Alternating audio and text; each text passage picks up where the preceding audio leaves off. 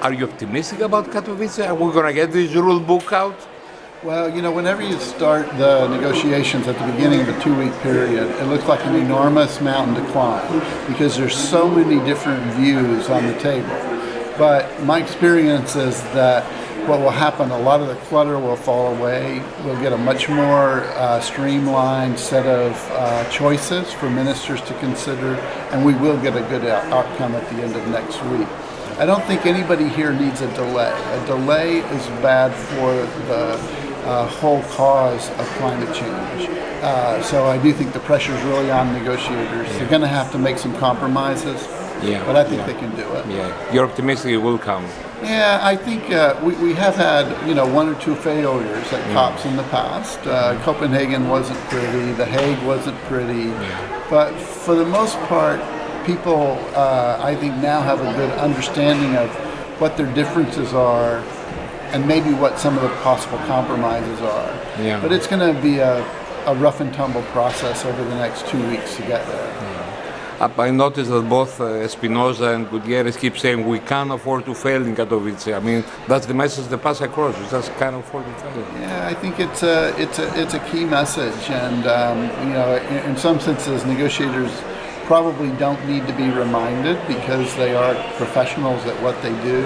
But sometimes you fear that they get so carried away with winning their argument or defending their position that they forget that it is about finding ways to bridge differences here, and that it's not about winning an argument, it's about finding a workable outcome. And how is carbon trading coming to all that? How is it going to help reach the goals? Well, and to add another question, how is it going to help us with the white elephants in the room, which are really... Well, I think that the role of carbon trading and carbon pricing in general is really to stimulate business to act.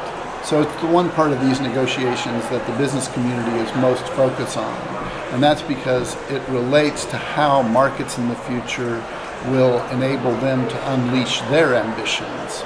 Okay, so really markets are about ambition. They're not about just trying to lower costs to do what we've already committed to do at home. They're about how you create the conditions so that you can step up and do more. We've done some work over the past 6 months with economic modelers on this point to sort of show what's the possible range of savings from use of markets. And one of the things that we found that's really exciting is that even with just the current levels of commitments that are in the current national contributions, if you extended those out to the end of the century and that's all you did, you look at whether you do it cooperatively or whether you do it in what we call silos, do it individually.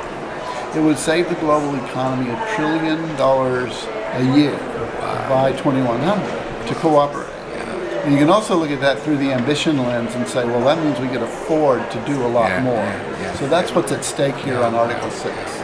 I think that was the message you were putting across in Doha. Cooperate. I mean, that's the name of the game. It is. It's absolutely. And it matters to business not just about investment frameworks, but it's actually about their competitiveness, because they need to know that they're getting access to the same tools and the same flexibilities that their neighbors in other jurisdictions enjoy. So if you're in the EU ETS, you have a lot more flexibility than if you're in an individual program in Switzerland right now. So Switzerland's looking to link to the EU. That's a much better approach. Thanks, Dirk. Congratulations on this, and my best for the negotiations. Thank you. Thank you.